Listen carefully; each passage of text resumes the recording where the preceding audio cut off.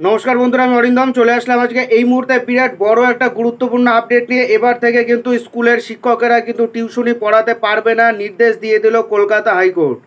So বন্ধুরা, ভিডিওটা কিন্তু খুবই গুরুত্বপূর্ণ হতে চলেছে। সো ভিডিওটাকে স্কিপ না করে প্রথম থেকে শেষ পর্যন্ত দেখুন।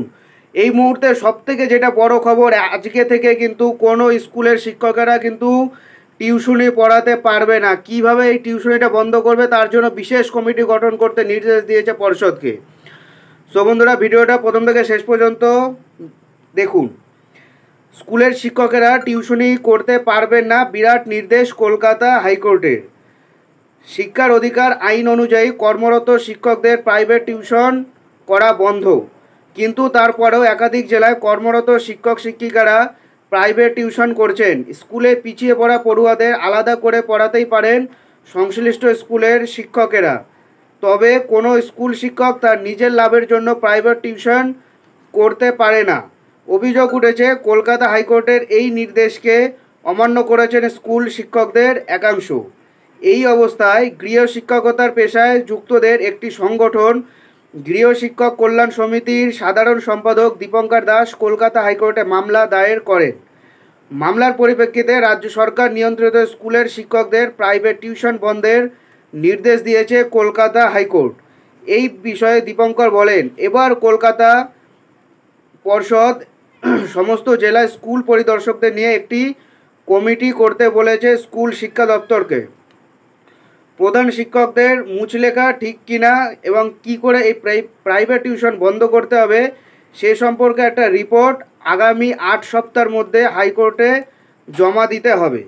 সমিতির আইনজীবী বলেন, আইনকে বুড়ো আঙুল দেখিয়ে সরকার নিয়ন্ত্রিত স্কুলের শিক্ষকেরা প্রাইভেট টিউশন করছেন।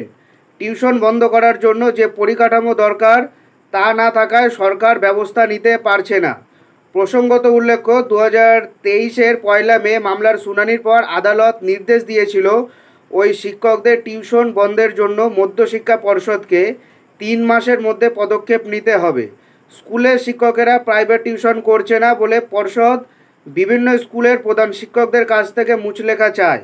সমিতির অভিযোগ, মুচলেখা দেওয়ার পরেও শিক্ষকেরা টিউশনি করছেন। গত ডিসেম্বরে ফের আদালত অবমাননার মামলা করে সমিতি। অর্থাৎ এই কেসটা কিন্তু হাইকোর্ট কিন্তু আগেও কিন্তু একবার কিন্তু বলেছিল যে কোনো শিক্ষকেরা কিন্তু প্রাইভেট টিউশন পড়াতে পারবে না, বাট সেটাকে অমান্য করে অনেক শিক্ষকেরাই কিন্তু আছেন যারা বাড়িতে কিছু পয়সা নিয়ে কিন্তু টিউশনি করাচ্ছে। যদি সেটা করে থাকে তো সেটা একদিক থেকে আমি অপরাধ বলবো, বাট এটা করার একটা উপকারিতা দিক আছে, কারণ এমন অনেক অনেক স্যার আছে মানে সেই কোয়ালিটি স্যার বা খুব মেরিট স্যার আন্ডার 12 ক্লাস থেকে কিন্তু যেটা সায়েন্সের ক্ষেত্রে কিন্তু খুব ভালো স্যার পাওয়া কিন্তু সমস্যা। সেই ক্ষেত্রে কিন্তু স্কুলের স্যাররা কিন্তু গাইড করে দেয়, এই দিকটা আমি তুলে ধরলাম। সো এটাই হলো আজকেকার আপডেট। এরকম আপডেট পেতে হলে অবশ্যই আমাদের চ্যানেলটাকে সাবস্ক্রাইব করে আমাদের পাশে থাকবেন।